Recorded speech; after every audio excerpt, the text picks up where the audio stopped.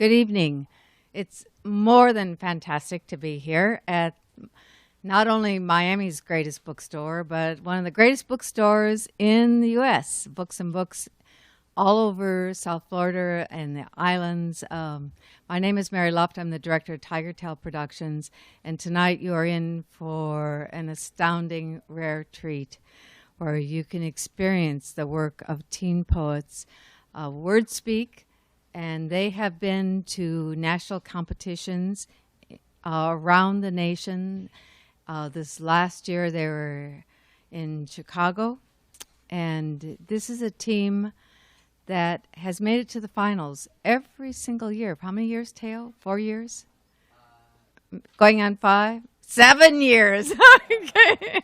But it's a phenomenal team, and it's coached by a really amazing individual who's not only a independent writer and producer and performance artist of his own projects, but he's been our savior for many years for the WordSpeak team.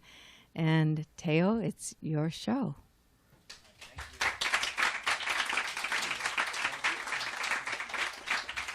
Thank you, Mary. That was a really kind introduction. Thank you so much. So yes, I'm not going to. I think Mary said everything that needs to be said. I'm really proud of this team.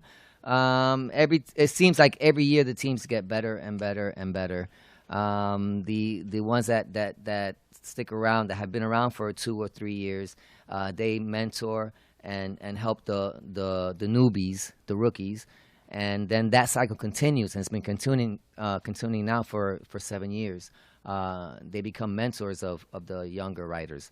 And I am proud of them, so I'm just going to let them take over. Who's up first? Celestel. Y'all give it up.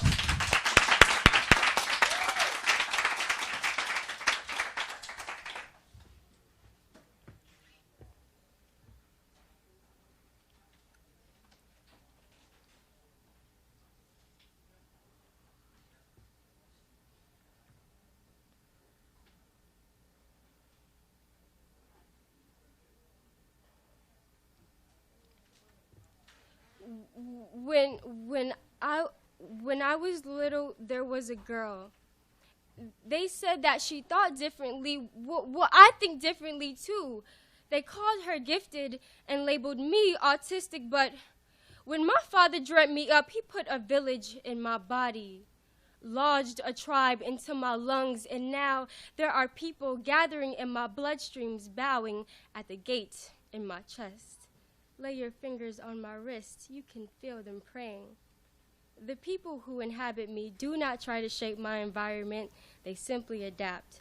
Have made a home of my bones, but you have called my skeleton a third world country, stripped the meaning out of my mouth, not even realizing that the sound coming out is a compilation of languages lifting their heads, saying amen in unison. Oftentimes, I have been treated like barren soil, have had the seeds I was born with ripped out of me before they even had a chance to grow. My own intellect was blooming behind my eyes, a mouthful of knowledge flourishing. But there were coffins in your eardrums, and my words fell upon deaf ears, and I know that there are Hindu villages that put rice in the dead's mouth so that they can have food in their next life. And in order to get to the next life, Muslims pray 5 times a day towards Mecca. I'm like a Mecca. The people inside treat me like a holy place, and I am not talking to myself. I am having a conversation with the women and children sitting Indian style around my mind who make campfires as vibrant as solar flares with my thoughts. This is their only means of survival, and I know that sometimes I stutter, but that's only because this cave is having hieroglyphics chiseled into its speech. I am their living purpose. So do not feel sorry for us. Feel sorry for those ignorant enough to exile villages into special ed classes. You can keep your disadvantages, outcasts and incapables on your own land. I've heard stories of women who claw hearts out of themselves. because they might be autistic, they might be like me. We do not accept those kinds of treaties here. This is a utopia crawling its way into reality. We exist in harmony. So the next time you see me whispering secrets into my palms, know that there are wishing wells at the end of my fingertips filled with acceptance. I belong right where I stand, and everywhere I go there is God in who I am. So I hope one day our villages cross paths. I'm eager for your brain cells to make pilgrimage in the depths of me and learn my land beyond the label. And may autism never draw a line in the dirt between us.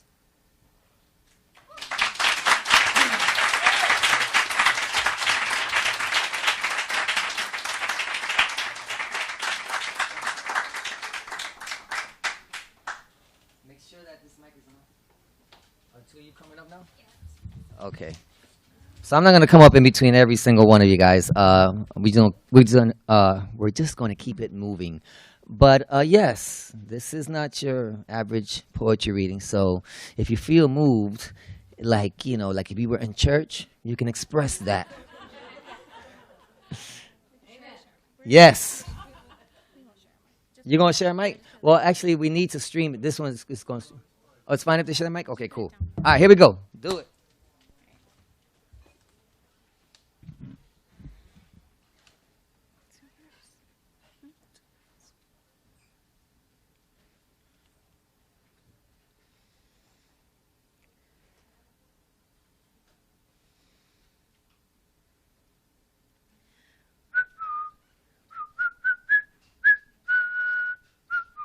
We are army strong, and this is no longer a man's war. This is your war too, Miss America. We are women, marching shoulder to shoulder with men. This is now our war. We can enlist in combat, share the trenches, be shipped overseas where we are valued. Lieutenant Ariana Clay, U.S. Marine Corps. Corey Choka, U.S. Coast Guard. Hannah Sewell, U.S. Navy. To back up man's power, the Army's privileges as well as hardships are ours. We enlist against the odds. We take the risks. We extend our arms with gunpowder streams, sinking the bullets in our palms, gambling our tongues. Our voices compared to the rambling of dice. We are spread thin like mortar. We are barely acknowledged in this structure. More women have died in Iraq than in the last 4 wars combined. But still, more women have been raped by fellow soldiers than killed in the arms of combat. She said that the sounds of motors, that the babbling of bullets were not as haunting as the men she shared meals with. Hannah. He dragged you like a current. Raging like the seas you enlisted to guard, his hands became anchors on your hips still. You did not rust, and he did not pay mind to the gunpowder on your tongue with every scream. I'm sorry these waves were not kind to you. I'm sorry he entered unexplored grounds. Hannah's spine was pinched in 3 places. Her hips rotated.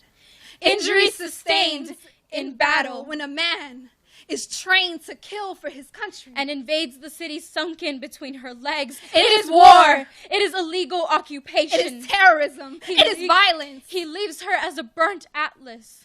A whole world on fire. Dante's missing circle. A carcass swelling with singed shell cases. There are no Purple Hearts for women raped in times of war. There have been 500,000 cases of sexual assaults. 80% of them went unreported. The military has become a silenced brothel. They brush them off like casualties. Women who reported their rape were given involuntarily discharges with no benefits, while their attackers were given promotions. Justice is out of reach, because when your rapist is your commanding officer, who do you report to? When your government is the loudest advocate for rape culture. When their courts rule that rape is just an occupational hazard of military service. When a woman takes the oath to serve her country. I will bear true faith and allegiance. It is the last time. I will obey the commands of the officers appointed over me. Her voice will mean anything to her commanding officers. What silence is she enlisting for?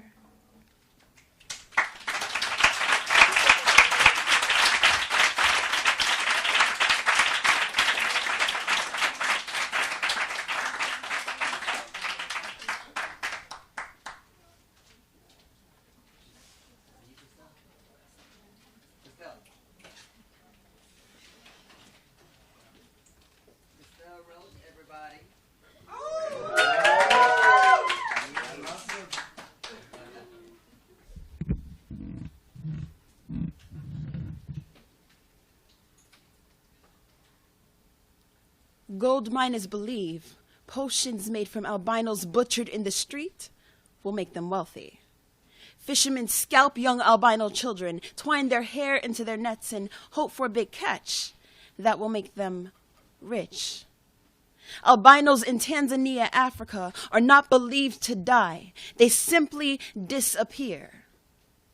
And because of that idea, 46 albino people have been murdered in the past 18 months. Due to their selective pigmentation, they are poached like elephants for their ivory, and they are believed to exhale diamond-encrusted antidotes into the air. Albinos are the forbidden fruit, sought by sinners hiding in all the corners of Eden, hoping that a cure will come strolling by with that gypsy tease in their eyes. That they just don't know is her pleading for her instruments. Do not deface her body. She is draped in a cloth that was woven by her mother last night as she prayed, traveling mercies into the seams. Chance to protect her daughter. They were silenced when Benele Numalo was caught, held down to a bed of forget-me-nots, promising herself she would always remember the moment she was maimed with a machete by witch doctors. Now tell me, which doctor believes in the mutilation of a child to bring forth good luck that they've never seen? Benele knew being albino was a deficiency. Her skin was a grave she was already standing in. Her mother knew her fate. They took her arms. She did not have the benefit of being unconscious as they de-stringed her orchestra, tore the branches off her ancient banyans, and fested over which trinket each finger would be used as they told her she was their remedy. Black magic bruised her nostrils, and in her tongues she cursed God for giving her the breath of life, if it were only for her to be dismembered by fools. There was a young African girl I grew up with named Nyala. She was adopted into an American family to escape the imminence of an albino death. I watched her draw daisies into her biceps as if they needed further marking that they were hers. She told me, "Pray for the madmen who strip butterflies of their wings for the sake of their magic tricks." Benele Numalo led the life of mutilation that Nyala was spared of.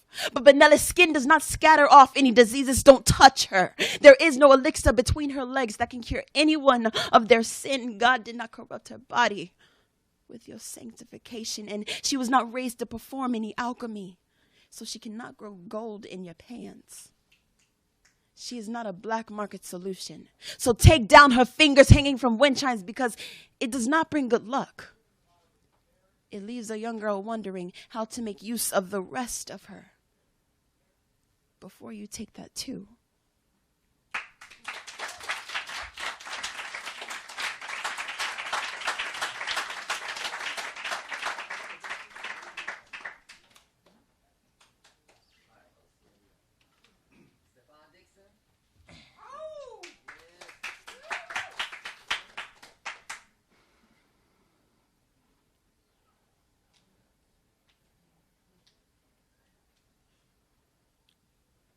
So lost in between shades of gray while playing charades with her little sister, she asked me, "Would you like a cup of coffee?" And I give her another one of my blank stares. You see, I can't tell if this is a good idea or not, because she does this thing with her nose, and she doesn't know that I think it's the cutest thing since they started making the calendars with the puppies and kittens all cuddled up. But I can tell she's past upset. You see, for the past week, every kind gesture has been reimbursed with an answer that lacks confidence or worth. And I can tell she's still surprised, because when she looks in my eyes, she doesn't see how affection to me is as foreign but familiar like French vanilla flavored coffee. How sometimes I hesitate when taking sips from hot mugs full of the deepest attempts for her to know the deepest parts of me. She still singes the scabs that I used to cover the secrets I'd hide from myself. She says, "I prayed for you the other day." And before saying thank you, I ask why. She says by some divine influence, she's heard of the pain that I keep tucked behind my smile, and in between my laughter, it peeks out. And she just asks of her God to keep me in good hands or just handle the things that aren't good for me. You see, it's crazy the way she cares for me, considering the fact that we met on a highway route composed of roads built by mutual friends. I was attempting to repair another one of my old vehicles and keep it moving. She was caught between the cities of finding herself and finding the feelings that she lost for her father. Somehow we took time from our distractions to give each other a test drive. So this will be my thank you letter. But not just for her. For every girl who took that first step on a 1,000-mile journey. Those who sacrificed time and affection for sacred ground in someone's heart and who, for sacred ground in someone's heart, and, I'm sorry. Those who sacrifice time and affection for sacred ground in someone's heart and sprinkle perfection over God's most beautiful creations. She hugs me. She says, "You really don't know how to hug, do you?" I tried to explain that I don't know how to love either, but when she's wrapped around my abdomen, her forearms become those 2 ribs that God took from me a long time ago, and for those 4 seconds, I finally feel complete again. I feel whole and grounded, like coffee beans. I think girls like this are God's gift, along with coffee as a backup plan, hoping that one of them will wake me up. Thank you.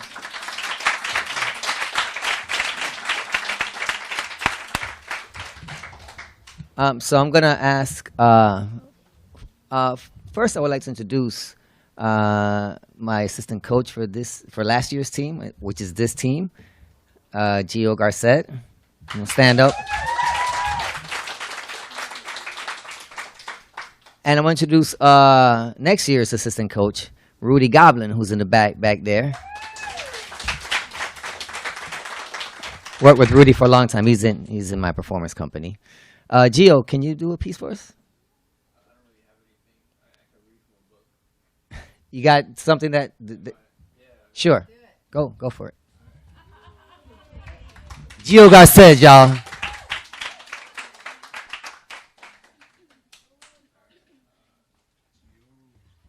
How's everyone doing?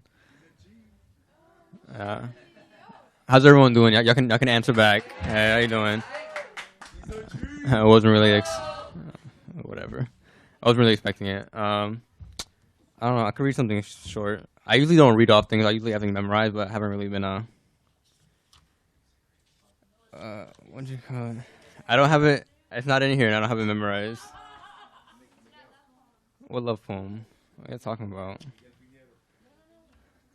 Y'all just yelling requests at me.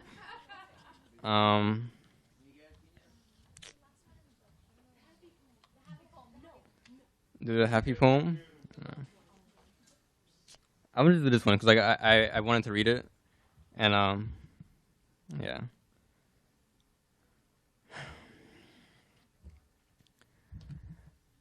The day I fell into the sky, all the voices inside me were screaming.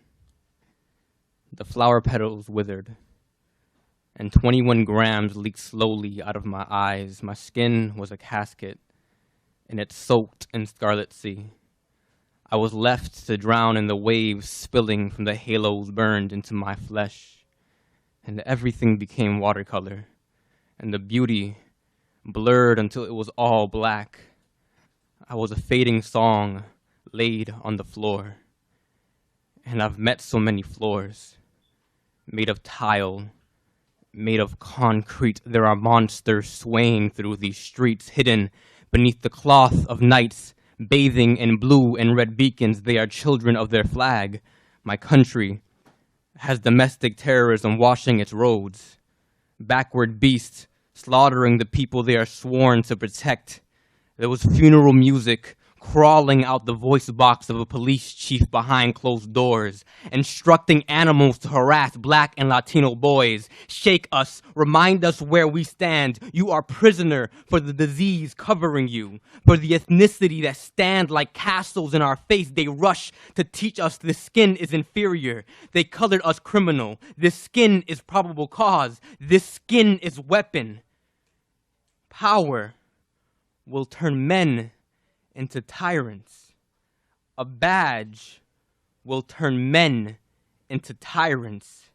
They are drunk with supremacy, with their raids, killing toddlers. Stop and frisk, the beatings, the sexual harassments and rape. They spill themselves inside of us. Their sins bounce off the halls within. These men are poster children for warped, self-proclaimed vigilantes whose guns rumble with hunger in their closets, fiending for any young kid whose presence shake their cells with asylum. They walked out of court with naked wrists. They always walk out or get off easy, and their footsteps just drown out the morning, and the justice system smiles and embraces their children. But blood reverses and wombs grow cold. They've left children with oblivion swimming in their brown eyes. There is abyss when you rip the sky from their lungs. I've watched so many sons grow cold, so many daughters dim. A community flared their grief for the city to feel, and units covered the block in rubber bullets and hungry dogs. Yet the media always depict the victims as criminals. Just monsters rushing to justify when it's okay to turn human beings into morgues. What do you mean I'm not human? My mouth was a book reduced to soot. My part of the story is just powder layering the wind. And how do you believe their accounts? How often does a hiding monster boast his darkness?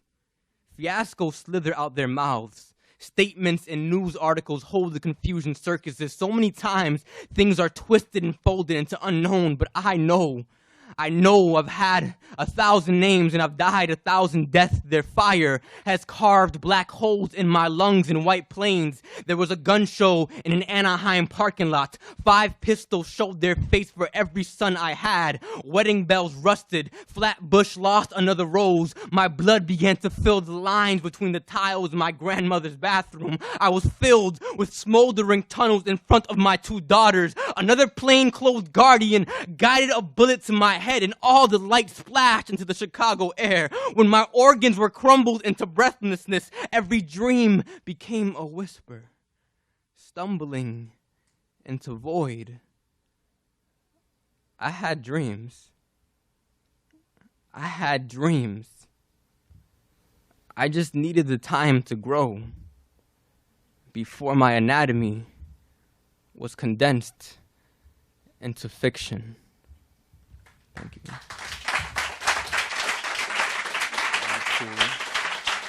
Thank you very much.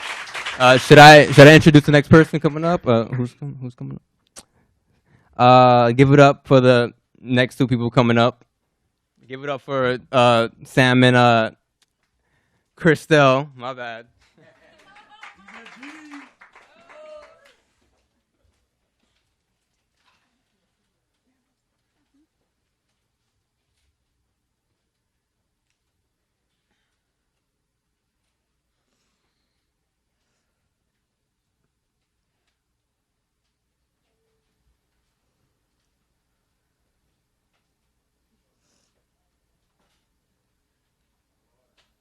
There are trees whose roots reach deepest to the core of this earth.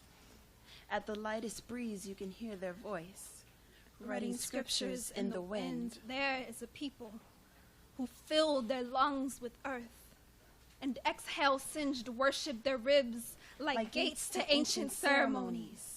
Taking the chance of lighting a ritual that might already be extinguished, they set fire to the pleas harbored in their chest. And let smoke seep from their lips like weathered prayers.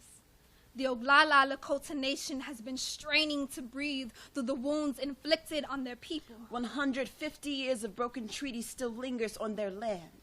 This land has become a pair of barren lungs, the massacre of thousands still heaving beneath stolen soils. America was never discovered. It was invaded by an idiot who thought he was in India, so screw Christopher Columbus. And every founding father responsible for this indigenous Holocaust. For centuries, Native Americans have been forced into exodus, exiled into the corners of their own lands. The military issued orders forbidding them to leave and considered them prisoners of war. The blueprint to apartheid.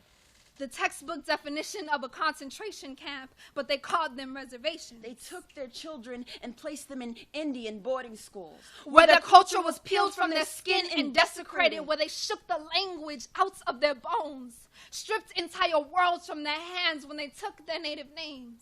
Torn between the customs running through their veins and the one that was tied around their necks. Kill the Indians. Save the man. American propaganda that almost wipes out an entire civilization. This country was born into genocide. a dirty and blood-stained history with immoral fingers. That dug up their sacred graves, took their bones and placed them in museums. I guess every killer really does take souvenirs. The same men who slaughtered their people, carved their faces into their most holy mountain, hired a clan member to chisel out the spirits, and vandalize a different kind of sacred. Mount Rushmore is no national memorial. It is an entire tribe's religious heirloom, reduced to white noise. Uprooting, degradation, defilement. It all sounds a little too familiar. The Mandinka, the Ashantis, the Belante, the Zulus. Our lineage is not too far from your own. This is a love letter from the diaspora in my skin to the genocide that broke through your family tree.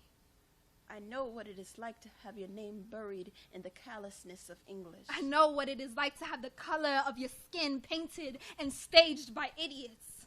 I know what it is like to have a country built on the red, black, and blue of your back. To know where your motherland is and not be able to return to her. We are both rummaging through the remnants of a burned building, trying to salvage what we can of ourselves.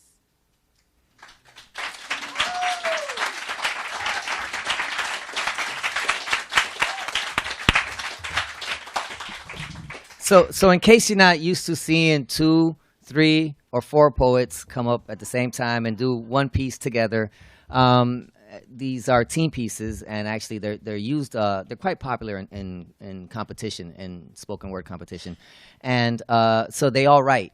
They co-write these pieces, and then they co-perform them. They perform together, and we workshop them, and they perform them. So is it an indie coming up? Oh yes. Y'all give it up for Maylin Enamorado.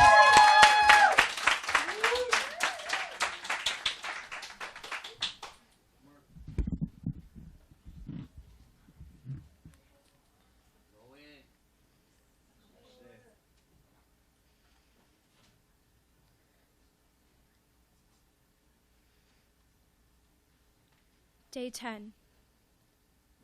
My home has not been touched since they took me. The lamp is bowing to the ground still.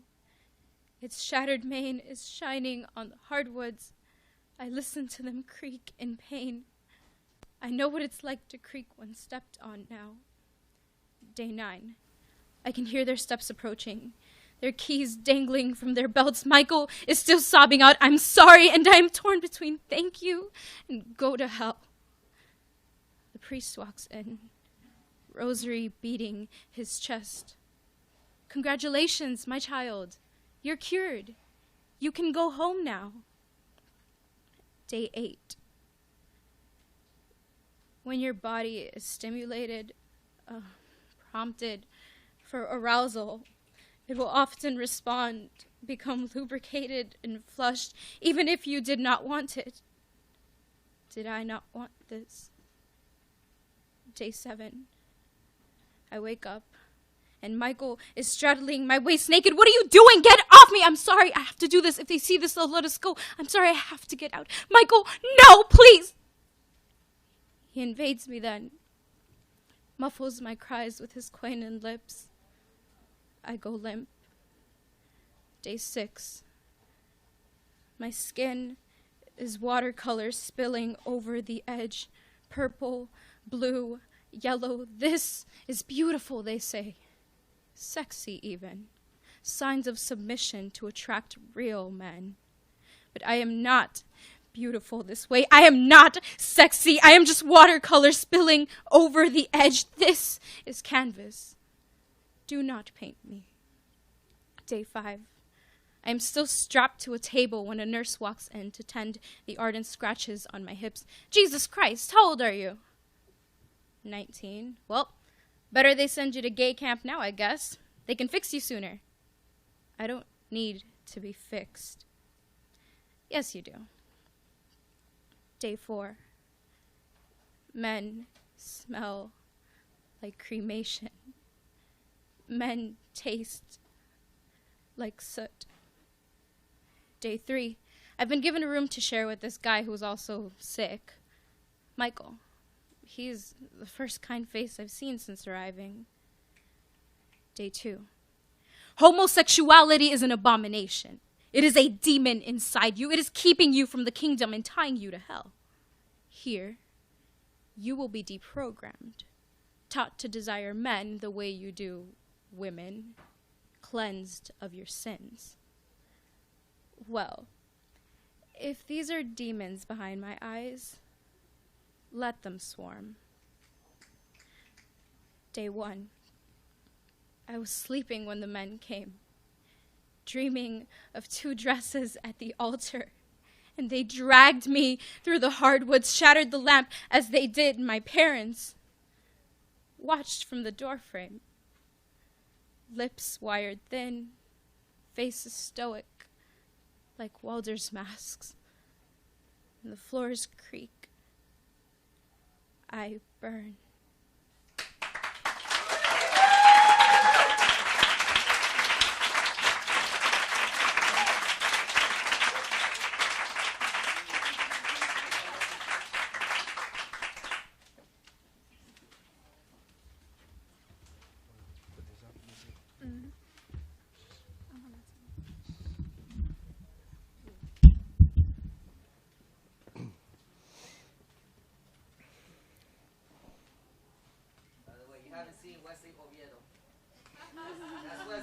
Hi, I'm Wesley.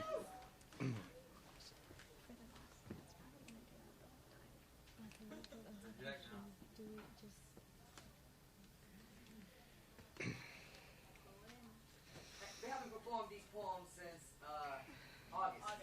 Very long time.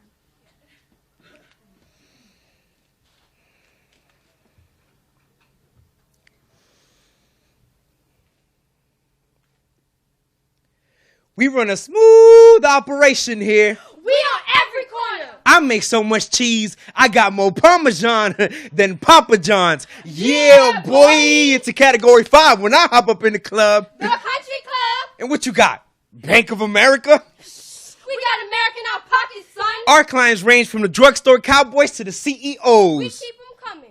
We push poison like a Mexican cartel. Y tú no puedes hacer nada. And you can't do nothing. I'm your mama, I'm your daddy, I'm that nigga in the alley. I'm your doctor, what you need? Want some coke, have some weed. You know me, I'm your friend, Jermaine boy, thick and thin. I'm your pusher, man. We got the best shit.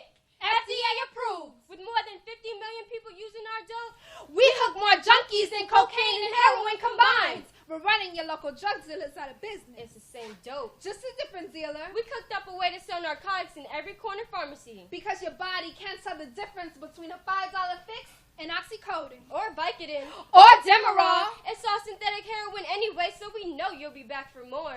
It's not like you can grow poppy flowers in your backyard. But we can in ours. Where's the war on drugs now, bitches? Heavy mind, brought you blind, making money all the time. HMO, and then me, all we make are junkies. Making pills is my thing, selling hope is my slang. I'm your pusher, man. So, our patient is having trouble sleeping. We give her Ambien. Next thing you know, the hallucinations swarm beneath her skull, and the pictures drag her body off the balcony. Boom! Damn. Shelf life expired. The coroner rules it as suicide, and the beneficiary tries to collect on insurance benefits. And you know what we say to that? Suicide is a breach of contract, dumbass.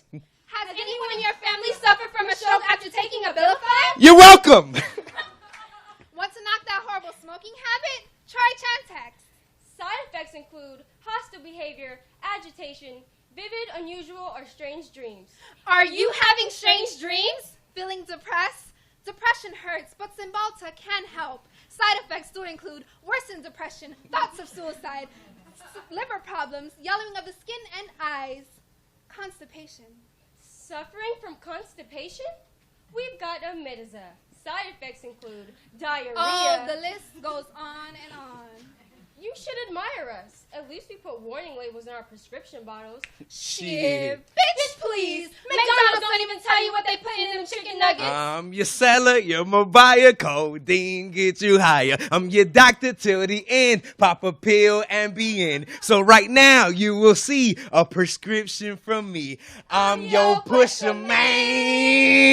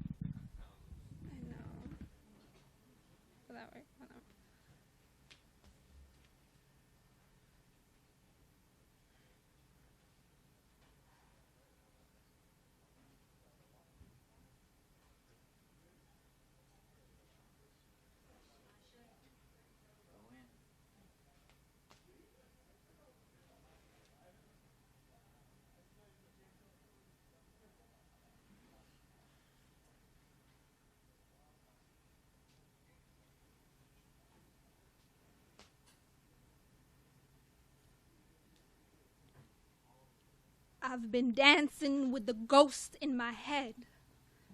In the city, sleeping on my arms, my body is a room filled with spirits. I witnessed the first saxophone cry to sound the revolution. You see, jazz was the marrow of our movement. It brought my people to our feet. Jazz was deep in the bones of my city. Overtown was the Harlem of the South. Black musicians from all over would come and play right here. Sam Cooke, James Brown, Etta James, Nat King Cole, even Satchmo himself played right over on Miami Beach. But you see, segregation was still a cancer spread throughout Florida, so they couldn't eat, drink, or sleep in the hotels they played in. But a Puerto Rican man once told me there ain't no bad that good don't come from. So you see, when the sun crept on down and they sectioned us blacks in what Jim Crow called this here colored town, that meant that the music had to come too. Oh, music and good times would come pouring into Overtown like monsoon rains. Every night was like waiting for autumn, for the shedding of our skin, for jazz to sweep in and make pilgrimage through the rivers in our body. I watched men and women take the wind locked in their lungs, empty it into brass and metal, and send smoke signals to the heavens. My father taught me that we carry God in our very breath. He told me that jazz is our atonement. It is our reconciliation to the motherland that we've never known. It is the incarnation of a people ripped from the soil. Jazz is Africa's voice after she was emptied of her empire. It is everything we lost in the middle passage. You see, when you let go of something violently, you are forever bound to it. And I've had my home and my music clawed from my skin. They destroyed Overtown with these here bulldozers. When they built these freeways through our haven, my legend came tumbling down, and I saw trumpet notes fleeing in every direction. And now there are ghosts lingering in the streets. What used to be the soul of this here state is now the most impoverished part of Dade County. I still sleep on the corner where my home once sat, and I watched my city crumble without the music. So I knew I had to give God the city in me so that the music child would have a place to rest again, to give the ghosts of my people's heyday a place to dance just one more time.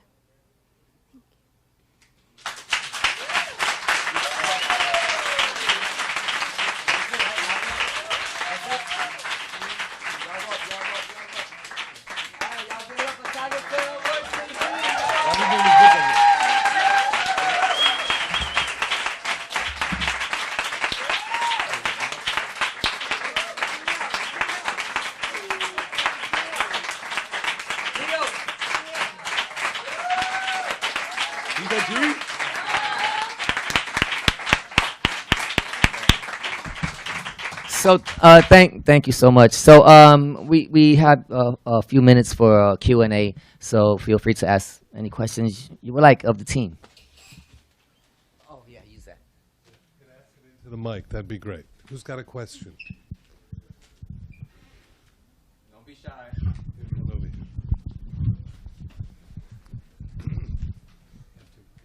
Enunciate. I'm wondering, with particular reference to your piece on Overtown, do you think it's, if you have an outlet by which to present a picture of Overtown to a major audience, do you think it's detrimental to portray it as it is today without touching upon what it once was? Or, I don't know. Is there any sort of hazard, do you think, in depicting Overtown as it's sort of reported in the news as this dangerous sort of Dante part of Miami? That is a great question. Thank you. I think a story is a whole thing, and you can't give a piece of a story. And that's why in the piece I address what it once was, the glory of Overtown, and I also address the gentrification. I also address the poverty that has stricken Overtown. So like you said, I present it all. Even the detrimental and the hazardous parts, even the picture that is in the news today as it is portrayed as such a negative and dangerous place. And I feel a lot of people don't know. It may present a hazard to speak about those things, but the only way people will understand why Overtown is the way that it is today is if they understand what it was and what changed it. The bulldozers building that freeway through Overtown completely destroyed all the businesses that were once there and that were thriving. So I can see some people taking it as a hazard to talk about those bad things that are happening in Overtown and the state of Overtown as it is. But I feel like that is all the more reason to speak about it because it's something that's happening. It is a hazard. It is a dangerous place, but we have to speak about it, even if it makes an uncomfortable environment at times. I hope that answered your question.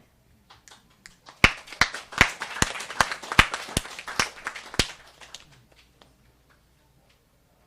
interested personally as to a little bit more of your background. Where do you go to school and how long you've been writing for? If some of you might want to come up and tell us.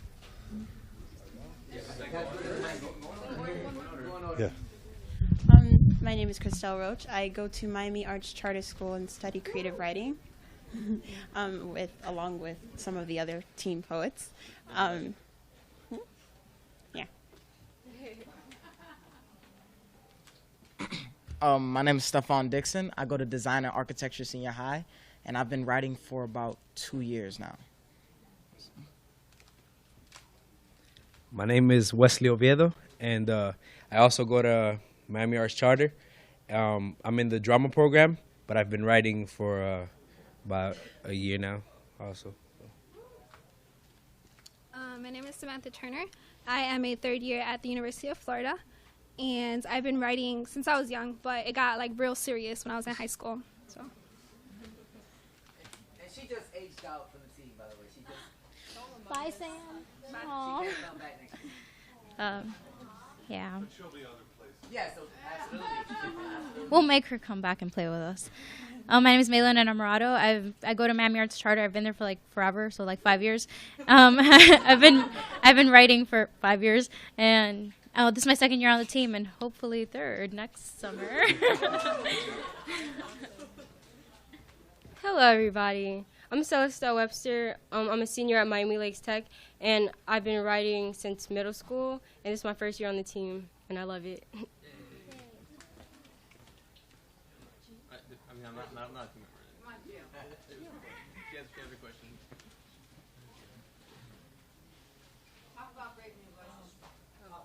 Wow, I have a pretty deep voice. I wanted to know about the artist's process, what attracts you to certain pieces. I was very interested, the autism piece on homosexuality. So what attracts you to certain pieces, and what is your process?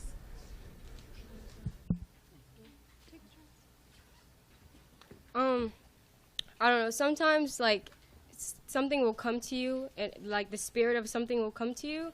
For the autism piece, I really didn't have a I did have a strong reason. When I was younger, I had a friend who was autistic, and they split us up and wanted me in gifted and him in special ed classes, and they told me that it was because he thought differently. And I was writing about this, and actually 3 months ago, I found out that my 5-year-old sister has autism. So sometimes, like, a spirit of something will come to you, and you just get free.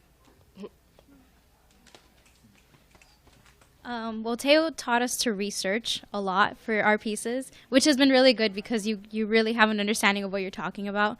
So particularly for my piece, the beautiful thing is it was both selfless and selfish because it brought healing to myself and just about like being bisexual and being an artist and young and then also about the woman's story who I told. So for me, being able to help someone else heal and also myself at the same time is just what I look for when I make a piece.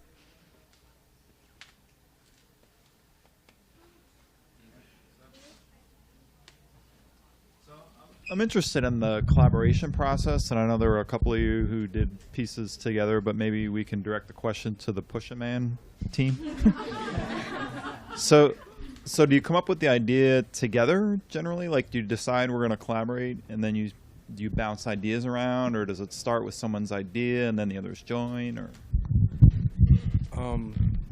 well, the piece Push-A-Man came together with all of us, of course, and it all depends on the piece. Sometimes, you know, we're in rehearsal and we're doing, let's say, one of their pieces or whatever, and then an idea just comes to us, and we speak it amongst the team, and we all as a team decide, okay, let's do, we can work on this, let's research it, because, you know, Tail makes us research a lot. So we research first, and then after we research, we decide, okay, maybe we should put, you know, us 3 on the piece, you know, us 4, 2 people, and then we go home, we all write to it as a team, like everybody writes, and then we come and we put together what we have, and then we see from there who will spit the piece and how we're gonna come together and everything. And I just want to also say, get the book. Has a lot of great pieces in it. The book. It has a CD with our pieces in it also, so it's a good book. Huh? Yeah, he taught me to sell. Taught me everything.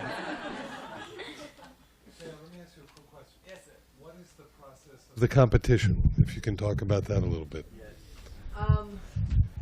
Actually, or if somebody else can. I want like I can answer that, but I want like the teens to answer that and describe their journey and their experience on it. But you said what is the process of the competition? What is the competition?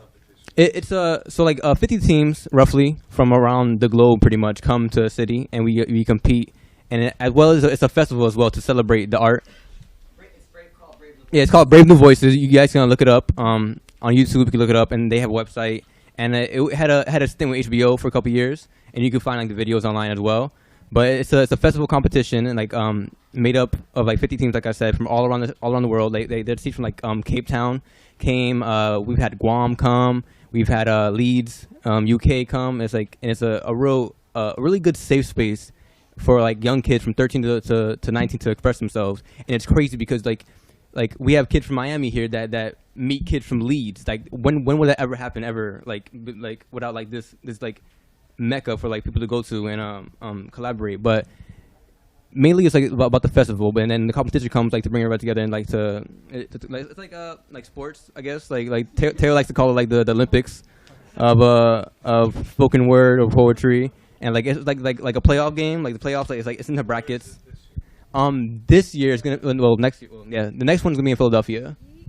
And I just want to say, I guess we need a mic, right? Yeah. I just want to piggyback on it. Yes, this coming year's next year. We're still in 2013. It's going to be in Philadelphia.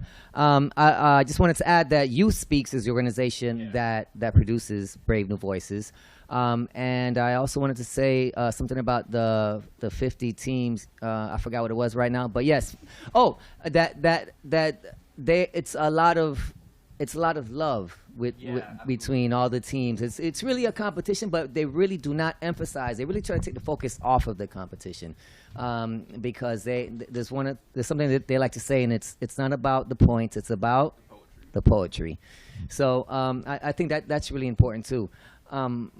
I truly believe there's really no place for competition in art. However, I love sports. And I get both my fixes doing this. So this is kind of like sports and art. So it is a beautiful thing and a great event. Well, I guess you'll agree with me. We have to give them a big, big round of applause.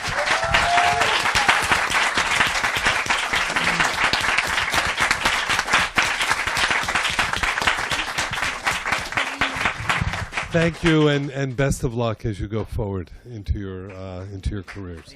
Thank you.